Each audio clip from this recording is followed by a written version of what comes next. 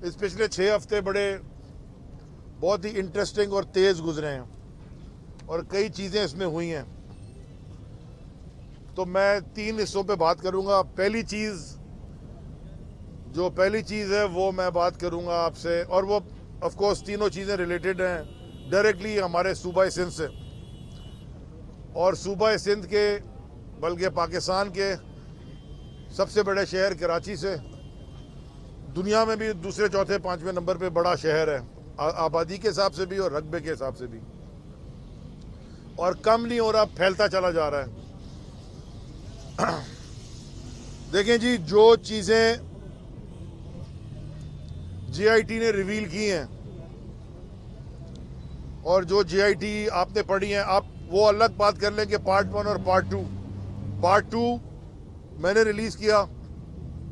मैं सिर्फ पार्ट 1 की बात करता हूं जो ऑफिशियली खुद सिंध हुकूमत ने रिलीज किया, जिसमें उज़ैर बलोच की जीआईटी भी है, निसार मुराई की जीआईटी भी है और बल्दिया फैक्ट्री फायर की जीआईटी भी है। यार एक मिनट यार प्लीज मेरे भाई, पहले मैं बल्दिया फैक्ट्री की जीआईटी से शुरू करता हूं। मैं बल्दिया फैक्ट्री की जीआईटी से शुरू करना चाहता हूं। बल्दिया फैक्ट्री के अंदर 350 लोगों को जला के राख कर दिया गया, जिंदा जला के राख कर दिया गया। उसकी जीआईटी की जो कंक्लूजन है, उस जीआईटी की कंक्लूजन में यह लिखा है कि सिंध पुलिस ने इन्वेस्टिगेशन गलत की है, सिंध पुलिस ने, और दोबारा एफआईआर काटी जाए और दोबारा इन्वेस्टिगेशन की जाए। तो क्या सिंध हुकूमत, जिसके पास ये खानों में तहखानों में छुपा के जीआईटियां रखी थी और अवाम के टैक्स पेयर के पैसे पे जीआईटी बनती है, तो क्या सिंध हुकूमत ने उस जीआईटी के ऊपर कोई अमल किया? क्या दोबारा सिंध पुलिस ने इन्वेस्टिगेशन शुरू की? क्या दोबारा एफआईआरें कटी? नहीं कटी। फिर आ जाए उज़ैर बलोच और बल्दिया फैक्ट्री निसार मुराई की जीआईटी पे। उज़ैर बलोच तो कस्टडी में है, पकड़ा गया, उसको तो कैद भी हो गई 12 साल की। लेकिन उज़ैर बलोच के जो सहूलतकार थे, जो उज़ैर बलोच जिनके लिए यह काम करता था, जिन्होंने उज़ैर बलोच को उज़ैर बलोच बनाया, वो असेंबलियों में बैठे, वो बजट पे तकरीरें कर रहे हैं असेंबली में। जीआईटी में लेकर कत्ल कराते थे, वो बजट सिखाएंगे, वो बजट पे तकरीरें फरमा रहे हैं। यहां पे सिंध असेंबली में भी बैठे हुए। और जो बातें मैं आपसे कह रहा हूं, मैं याद दिलाना चाहता हूं। लोगों ने कहा भूल जाएंगे, मैं भूलने नहीं दूंगा ये जीआईटी। इसको पाए तकमील तक पहुंचाएंगे। ये ना समझेंगे अगर 15-16 दिन मीडिया में चला और बीच में गैप आ गया कि भूल गया, नहीं भूलने देंगे इंशाल्लाह। इमरान खान की जो क़यादत में 20-22 साल के बाद हम यहां पहुंचे हैं, हमारा जो बेसिक नारा था वो ये था कि एहतसाब के कटहरे में सबको खड़ा करना है। ये ना समझे कि इमरान खान इनको माफ कर देंगे, ये गलती भी ना करना। ये कोई एनआरओ नहीं मिलने वाला जो आप फैटिव में लगे हुए थे कि जी हम आपके साथ फैटिव के बिल्स या जो बिल्स आए हुए थे मुल्क को ठीक करने के लिए, कि वो फैटिव कहता था साइन करेंगे जी आप हमारे लिए ये जो 37 कवानीन है नैब के, उसमें से 34 गायब कर दें, फिर हम आपको दे देंगे। ये ना समझना, क्योंकि सजा और जजा का निज़ाम इमरान खान का तो नहीं बनाया हुआ, वो तो अल्लाह का दिया हुआ निज़ाम है, उसको तो कोई बदल नहीं सकता। या सजा और जजा होती है रिवॉर्ड एंड पनिशमेंट, या truth and reconciliation. Truth and reconciliation क्या होती है? उसके भी बड़े मॉडल हैं। जो फतेह मक्का में हुआ था वो क्या था? मुसलमान तो बड़ी तादाद में गए थे ना, तो वहां कितने लोग ऐसे थे जिनको काट के फेंक देते? सबको माफी थी आम, बशर्ते कि इस्लाम कबूल कर लें, सच बोलें। और ये जो अभी तारीख है आपके सामने की, साउथ अफ्रीका में वो जो नेल्सन मंडेला के साथ जुल्म हुआ और जो अपार्थाइड थी, जो व्हाइट्स ने ब्लैक के साथ वहां किया, और जब ब्लैक्स जीते और Nelson Mandela president of south Africa बने, उन्होंने क्या किया? उन सारों को मारा नहीं, ट्रूथ एंड रिकंसिलिएशन कमीशन बनाया। वो 10-11 साल तक चलता रहा और उसमें सबको, जिन्होंने गलत किया, सबको यह मौका दिया गया कि उस कमीशन के सामने बैठ के बताएं कि ये जराइम हमने किए, उस वक्त के हालात के थे और हम उससे माजरत माफी मांगते हैं। ये होता है truth and reconciliation. Accept the mistake, पहले एक्सेप्ट तो करें कि हमने किया, फिर माफी मांगे, अवाम से भी जिनके साथ आपने जुल्म किए उनसे भी और अल्लाह से भी। ये तो सोने पे सुहागा, ये चोर कोतवाल को डांटने वाली कहानी है। ना ये माफी मांगे, ना पैसे वापस करें, और खाएं और जराइम करें, और असेंबली में बैठ के बजट पे तकरीरें कर रहे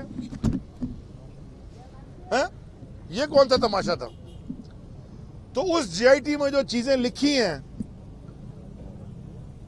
वो सारी चीजें पे ही आप अमल कर लेते। छोड़ दे जीआईटी पार्ट 2, जीआईटी पार्ट 1 पे तो करते, उसमें तो सब कुछ एक्सेप्ट हुआ है। अब जीआईटी पार्ट 2 है क्या? जीआईटी पार्ट 2 है जीआईटी पार्ट 1 की क्वालिफिकेशन। इसका क्या मतलब है कि उज़ैर बलोच कहता है कि मैंने ये काम, ये जुर्म कर दिया।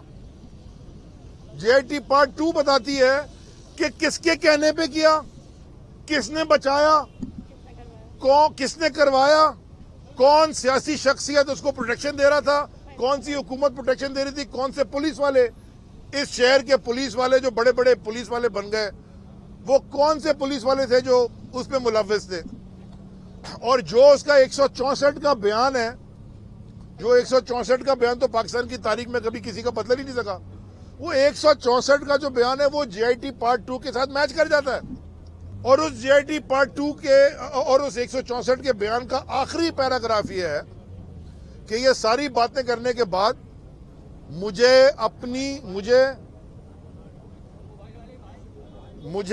और मेरी, थोड़ा पीछे हो जाओ प्लीज, मुझे और मेरे खानदान को, उज़ैर बलोच का बयान 164 का डिस्ट्रिक्ट मजिस्ट्रेट साउथ के सामने दिया हुआ कि मुझे सच बोलने के बाद मुझे और मेरे खानदान को आसिफ जरदारी से जान का खतरा है।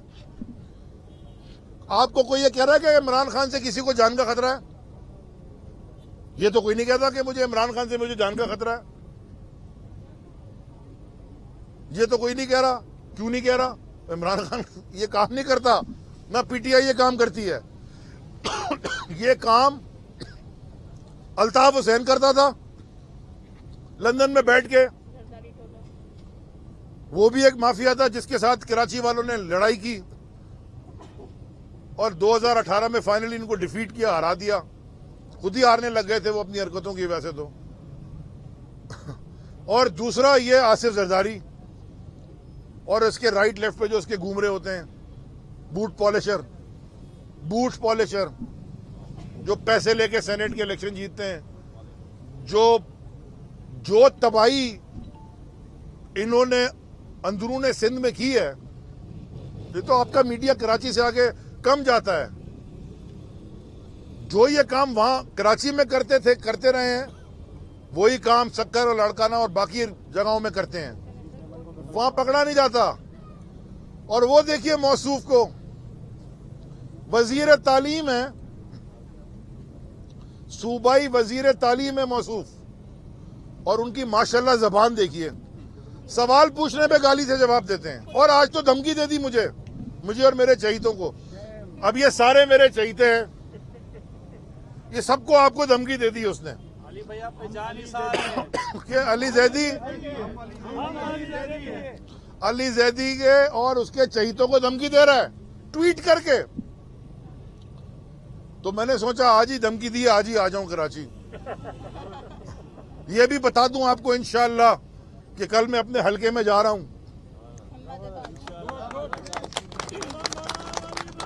ये भी बता रहा हूं आपको कि मैं अपने हलके के PS 104 में जा रहा हूं। ये भी बता रहा हूं आपको कि मैं कल चनेसर कोट जा रहा हूं। तुम अगर ये समझते हो कि हम धमकी से डरते हैं, भाई साहब मुसलमान का ईमान क्या होता है जब वो हक पे खड़ा होता है?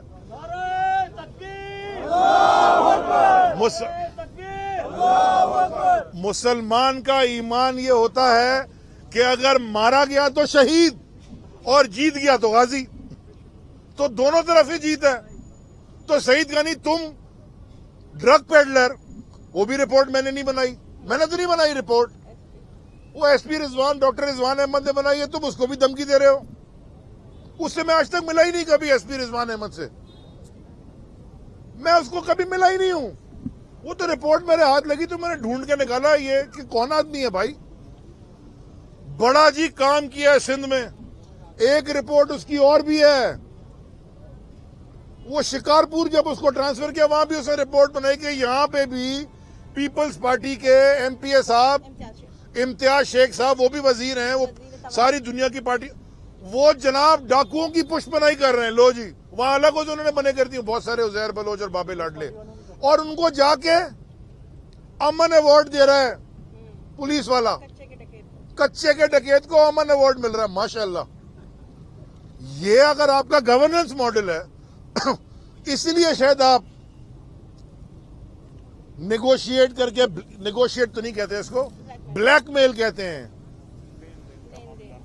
ब्लैकमेल करके आप शायद इमरान खान जैसी शख्सियत को आप डराना चाह रहे थे कि जी एक NRO कर दें, नैब में सब तब्दीली कर दें तो हम फैटे पे साथ हो जाएंगे। कोई नैब में कोई तब्दीली मब्दीली, कोई तुम्हें NRO नहीं मिलने लगा। कटेरे में जाओगे और उसके बाद जो अदलिया डिसाइड करे वो करे। अदलिया कहते GIT झूठी बनाई हुई है मैं मानने को तैयार हूं। कोई कराची का हिस्सा बता दीजिए आप। अच्छा जी, आप आ जाएं जो पिछले एक हफ्ते में कराची में हुआ तो एक ही दिन। पिछले साल 160 mm बारिश पड़ी, 7 दिन तक बारिश होती रही, धुआंधार। और मैं ये अपनी टीम का, खास तौर पे हमारे MNAs और MPs जो हैं, और आप मीडिया का भी, और अपने वर्कर्स का, और खास तौर पे FWO का, और उनका, उन कराची की लोगों का जिनकी बड़ी बड़ी कंपनीज हैं जिन्होंने वो 9 करोड़ 80 लाख रुपए जमा करके हमें दिए, मुझे नहीं दिए। अली जैदी अरबों रुपए खा गया। अली जैदी आज भी किराए के मकान में रहता है। अली जैदी के वालिदैन भी किराए के मकान पोर्शन में रहते हैं, पोर्शन में, क्योंकि सूअर का गोश्त नहीं खाता। ना खिला के वालिदैन को और बीवी बच्चों को खिलाता हूं, हलाल खाता हूं और हलाल कमाता हूं। जो औकात है उसी औकात में रहता हूं। ये आए बताने कि अली जैदी अरबों खा गया। किसी के पास हैं भाई अरबों? यहां तो शायद कुछ ऐसे वर्कर हैं उनके पैसे मैंने देने होंगे चाय वाय के। मां के यार समोसा चाय खिला दे भाई, तुझे दे दूंगा। यार राजा हजर के तो मैंने बड़े खाए हैं समोसे पकोड़े कुरंगी जाके। हाँ उन्हीं, ये तो फालूदे के वाले के अकाउंट में करोड़ों करोड़ों रुपए ओमनी ग्रुप के निकला है, ये नहीं है। अच्छा जी, जो FWO के साथ मिलके और सब लोगों ने मिलके, कराची वालों के साथ मिलके 9 करोड़ 80 लाख रुपए में हमने किया गया था। हमने सिर्फ और सिर्फ जो नाले हैं वो साफ किए थे। गुज्जर नाला, महमूदाबाद नाला, औरंगी नाला, लियारी नदी और उसके साथ छोटे छोटे नाले, मलीर नाला, कुरंगी में जाके हमने सिर्फ नाले साफ किए थे भाइयों। और वो नाले साफ करने से पानी बह गया मई के आखिर से और जून के या पहले हफ्ते से मैं मीडिया के ऊपर, सोशल मीडिया के ऊपर आपके सामने पानी दे गाड़ी में छोड़ा मैंने, तो मैं कहता गया कि मैंने बल्कि ट्वीटें की थी, brace yourself Karachi, brace yourself. मुझे तो पता है कि ये नालों के अंदर कचरा है। पिछले दफा आप नाले साफ किए, वो मैंने शेयर किए हैं सारी आपके साथ, बिफोर एंड आफ्टर की तस्वीरें। मोटरसाइकिलें मिली, ठेले मिले, रिक्शे मिले, शायद कोई हड्डियां भी थी, असला भी मिला, गला गलाया, चेसियां मिली, पता नहीं क्या क्या मिला। तो एक साल हम इन 44 दिन हमने वो काम किया, फिर ये आ गए जी हम करेंगे drive, cleaning drive. Blue jacket, CM की ब्लू जैकेट। हाँ कहा ब्लू जैकेट, सीएम साहब ने कहा ब्लू जैकेट। बात क्या है पता है? ड्राइव हुकूमत नहीं करती। मैं तो हुकूमत में सिंध में नहीं हूं ना, तो मैं तो इनिशिएटिव लेके आया था। हुकूमत तो काम करती है, इन्होंने ड्राइव की, हमने कहा चलो जी ड्राइव कर रहे हैं। शायद जमीर जाग गया हो, शायद जमीर जाग गया, हम रुक गए। वो ड्राइव इनकी खत्म हो गई, वो एक साल से कचरा वहीं पड़ा हुआ है। अब आपको मैं बताता हूं, जैसे इस सूबे में थाने बिकते रहे हैं, वैसे ये सूबे में कचरा कुंडियां भी बिकती हैं। असल मसला तो ये है, ये सारी डील है नीचे से ऊपर तक। सिंध सॉलिड वेस्ट मैनेजमेंट किसके पास है? और उसका चेयरमैन कौन है? सीएम सिंध। अब अगर नहीं उठा रहे कचरा, वो मेयर बेचारा भागते फिर रहा, इख्तियार नहीं है, इख्तियार नहीं है। वैसे इसका भी कमाल है, मेरे पास भी इख्तियार तो नहीं था, मेरे तो इख्तियार में ही नहीं था ये काम करना। लेकिन मैंने मेयर साहब से दरखास्त की, उनको साथ मिलाया, और नासिर हुसैन शाह साहब भी साथ मिले, कर लिया।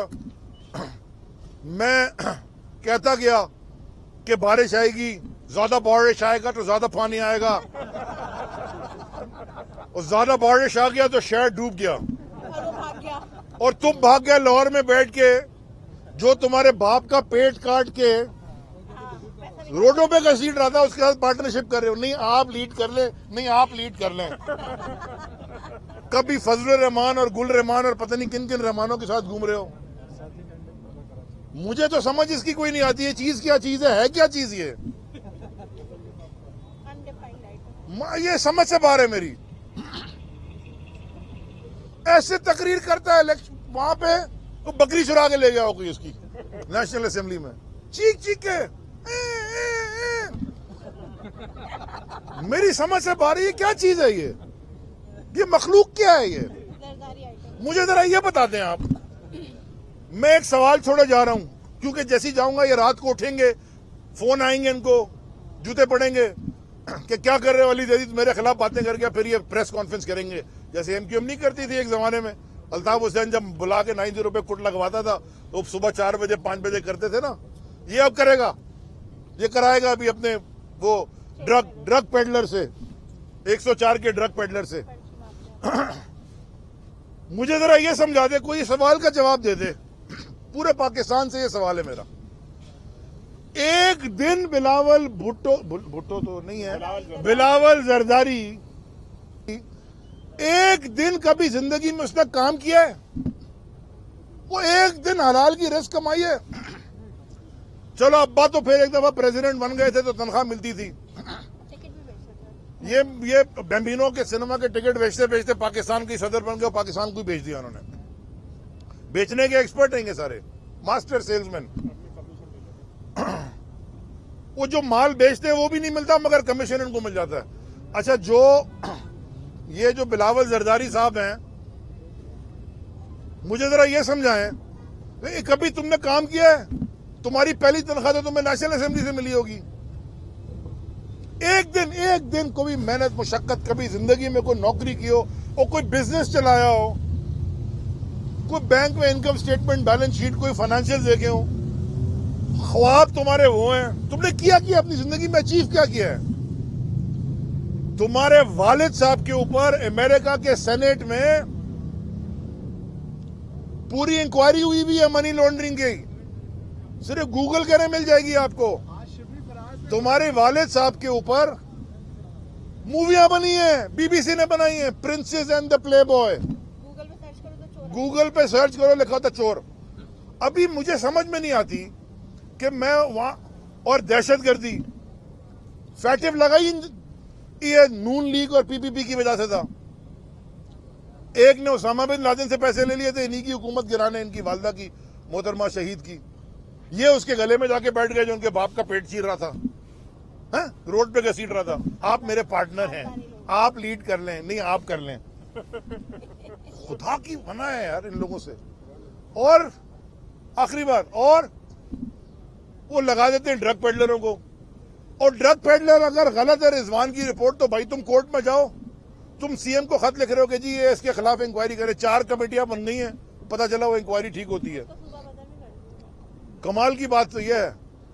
सो देयरफॉर मैं कराची वालों के साथ और अपने घर वालों के साथ, क्योंकि मैं भी कराची वाला हूं,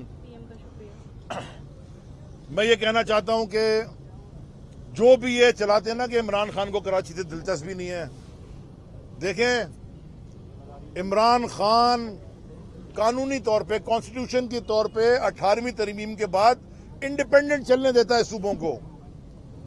आपकी यहां हुकूमत है, लेकिन ये नहीं हो सकता कि इमरान खान टीवी के ऊपर बैठ के देखता रहे कि लोग डूब रहे हैं और कुछ बच्चों की लाशें निकाल रहे हैं और आप केक काट रहे हैं और जाके वहां पार्टनरशिप कर रहे हैं, आए भी नहीं यहां।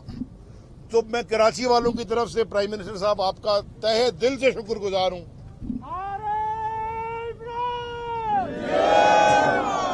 तहे दिल से शुक्रगुजार हूं कि आपने ये काम एक प्रोफेशनल ऑर्गेनाइजेशन को दिया। लास्ट ईयर एफडब्ल्यूओ कर चुकी थी, इंशाल्लाह इस दफा एनडीए में मिलके उनके साथ कम से कम एक दफा इस शहर को दोबारा, चलो लास्ट ईयर ये था ना कि कचरा हमने उठाया साइड में फेंक दिया, और तुम साइड से उठा के ले आते। यहाँ तो जीटीएस ही नहीं है। हमसे पूछो जीटीएस क्या है। आपको पता है जो जीटीएस, जो इन्होंने कागज दिया था मुझे जिसपे लिखा था ये जीटीएस है, वो 2 जगह तो बिल्डिंगें बनी हुई हैं, मैं वो कचरा डाल दूं। जीटीएस होता है गार्बेज ट्रांजिट स्टेशन, माने आपके कमरे में कचरे का डिब्बा होता है ना, वो कमरे का जीटीएस होता है। फिर वो डिब्बा ले जाके बड़े डिब्बे में डालते हैं, फिर बड़े डिब्बे में डालते हैं। तो यहाँ तो कचरा कुंडी जो जीटीएस है छोटे छोटे, वो तो आप बेच बेच के खा गए। सो देयरफॉर मैं आखिर में बहुत शुक्रगुजार हूँ प्राइम मिनिस्टर साहब का, पूरी वफाकी काबीना का, कि उन्होंने ये इकदाम लिया। इंशाल्लाह ये, क्योंकि फिर मानसून तभी चल रहा है, बारिश फिर आ सकती है, हम एक दफा साफ करके देंगे। अल्लाह करे कि ये उसको मेंटेन कर लें, अल्लाह करे कि मेंटेन कर लें। और 140A के तहत भी मैं, असद उमर और फैसल वाडा हम जा रहे हैं सुप्रीम कोर्ट में, ताकि बल्दियाती निजाम को भी एड्रेस करे कराची के परमानेंटली, ताकि इख्तियार के लिए कोई ना रोए। जी सवाल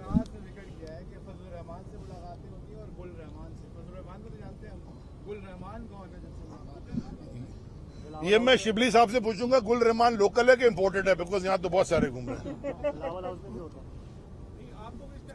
मुझे को नहीं, मैं नहीं जानता, मैं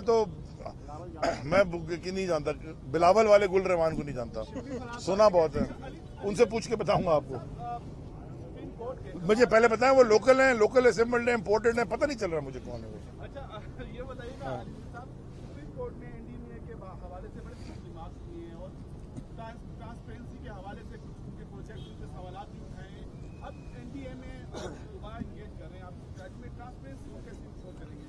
देखिए सुप्रीम कोर्ट ने अगर सवाल उठाए, वो सुप्रीम जुडिशियल बॉडी है पाकिस्तान की, वो किसी पे भी सवाल उठा सकते हैं, और आई एम श्योर कि वो कोई इशू नहीं होगा, वो जमा करा देंगे। वो सवाल उठाए ना उन्होंने, इल्जाम तो नहीं लगाया। और मैं आपको बता दूं, मैं भी सवाल उठा रहा हूं। इल्जाम तो जीआईटी में लगे हुए हैं, इल्जाम तो पुलिस वाले लगा रहे हैं, मैं तो सवाल उठा रहा हूं, उस पर मुझे गालियां और धमकियां दे रहे हैं। मैं तो नहीं कह रहा, मैं तो सवाल उठा रहा हूं। मैंने तो आपसे ये कहा कि भाई आप कटहरे में खड़े होंगे इंसाफ के, ये तो नहीं कहा फांसी के फंदे पर चढ़ेंगे, पर इंसाफ के कटहरे में खड़े हों, अपने आप को साबित करने के लिए इल्जाम गलत हैं, वो चले जाए, कहते हैं सुप्रीम कोर्ट जीआईटी गलत थी, उजैर बलोच बहुत अच्छे आदमी थे और कुछ भी नहीं किया, ये प्रेशर में कर हो सकता है सुप्रीम कोर्ट ये फैसला।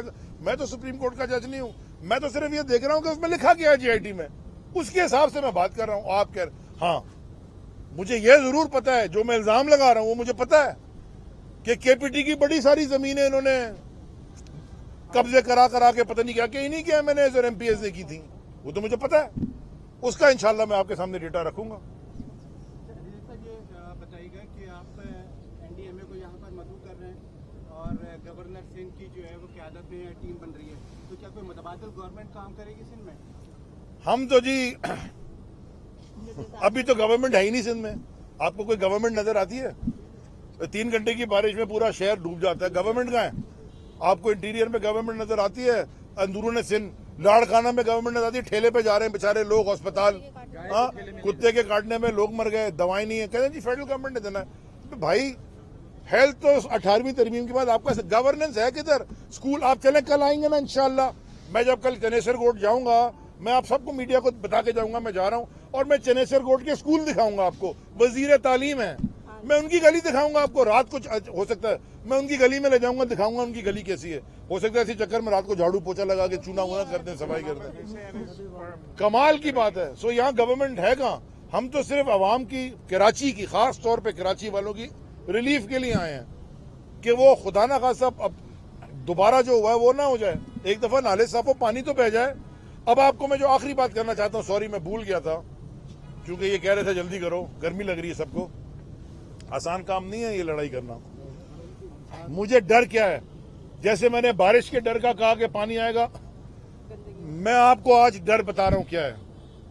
अभी कोविड से जान नहीं छूटी है, मास्क मुझे पहनना चाहिए क्योंकि मेरे लेफ्ट सामने कोई नहीं, इसलिए उतार दिया है। जो सबसे बड़ा डर है, मैं सारे पाकिस्तान को बताना चाहता हूं और खास तौर पे कराची वालों को, जो ये सूएज के पानी जो घुसा है घरों में और जो ये टंकियों में गया है, खास तौर पे जो नीचे लो लाइंग एरियाज हैं कराची के, यहाँ तो बड़े बड़े घरों में भी गया, मैं तो लो लाइंग एरिया में सबकी बात कर रहा हूँ।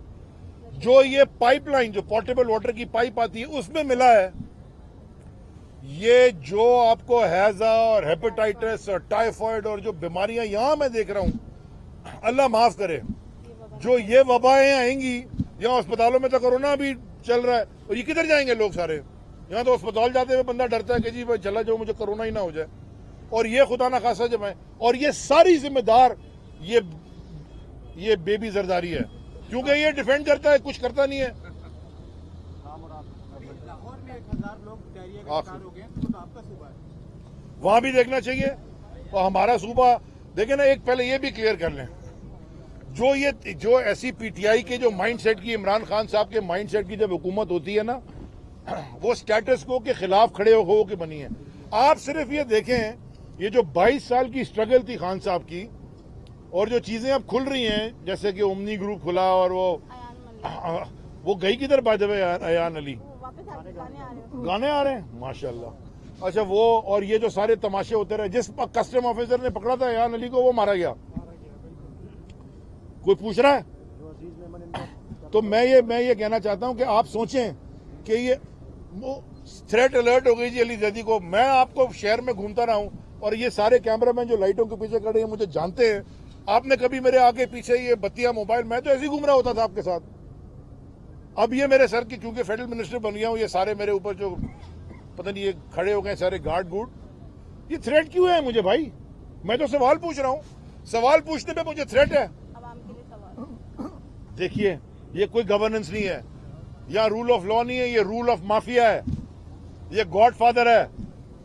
जो एक गॉडफादर था ना, वो जो लंदन में रहता है, उसकी तो छुट्टी हो गई, थोड़े दिन में वो इंशाल्लाह अरेस्ट भी हो जाएगा। ये दूसरा गॉडफादर बिलावल हाउस में रहता है। अब ये नहीं पता कौन से वाले बिलावल हाउस में, बिकॉज बहुत सारे बने हुए ना, कराची में भी बन गया, लाहौर में भी बन गया। अच्छा ये भी कोई पूछ ले जरा, आप ये सवाल पूछे, मैं आपसे दरखास्त करता हूं। वो ये जरा लाहौर का बिलावल हाउस है, इन्हों का पैसा कितने आया है? तो ये गिफ्ट में मिला है, तुम्हें गिफ्ट दिया किसने है? कौन से गोलागंडा वाले से गिफ्ट लेके आए हो? या वो ये तो मैं कह नहीं सकता ना कि वो गन्ने का रस, क्योंकि गन्ना तो ये खुद चोरी कर जाते हैं ओमनी ग्रुप में, तो गन्ने का रस तो ही नहीं। तो किधर से मिला वो बिलावल हाउस लाहौर वाला? अगर बिलावल जरदारी की एसेट, ये भी मैं आपको करूंगा इंशाल्लाह, जो एसेट उसने डिक्लेयर किए हैं इलेक्शन कमीशन में,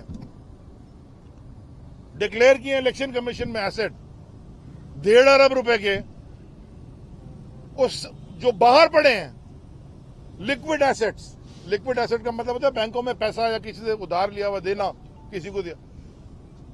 वो जो 1.5 अरब से भी ज्यादा के हैं वो सारे इनहेरिटेड हैं, माने सारे उनको विरसे में मिले हैं। वहां कौन सा बिजनेस था? कोई विरसे में कैसे मिलेगी कोई चीज बाहर से? मेरे दादा अगर बाहर रहते होते और उनका कोई बाहर धंधा पानी होता और वो इंतकाल करके मुझे विरसे में कोई दे जाते तो मुझे मिलता, मैं कहता जी ये सबूत है। वो तुम्हारी तो पूरी जायदाद ही तुम्हें विरसे में मिली है जो मुल्क से बाहर है। चलो यहाँ वाली तो मैं मान लेता हूँ 1 मिनट के लिए, वो कौन सा फरिश्ता दे गया तुम्हें? मुझे तो नहीं मिले, इतने साल में बाहर घूमता फिरता रहा कि विरसे में कोई दे दे।